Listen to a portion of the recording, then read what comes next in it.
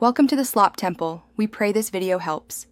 You start by getting tools and disconnecting the negative battery terminal to avoid shorts while working near the wiring. Once done, open the cargo area and peel back the trunk liner, using a trim tool to free plastic clips so you can reach the tail lamp mounting bolts. Remove the visible 10 mm fasteners and any hidden screws. Keep them organized. As you loosen the last bolt, support the tail lamp assembly with one hand so it doesn't drop and stress the harness.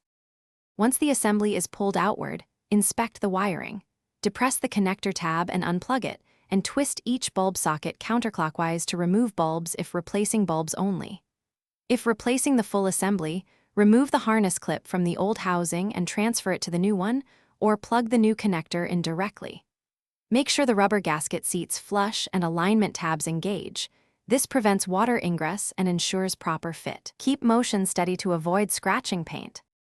You finish by positioning the lamp fully into the body, then reinstalling the mounting bolts snugly but not over-tightened so tabs don't deform. Replace the trunk liner and clips. Reconnect the negative battery and test every light function. Brake, tail, turn, and reverse, cycling each so you can spot socket issues. If a lamp doesn't light, make sure the harness connector is fully seated, swap the bulb to confirm, and inspect the vehicle fuse for that circuit. Those 3 checks find most faults quickly. Thanks for watching. Consider subscribing if we helped you.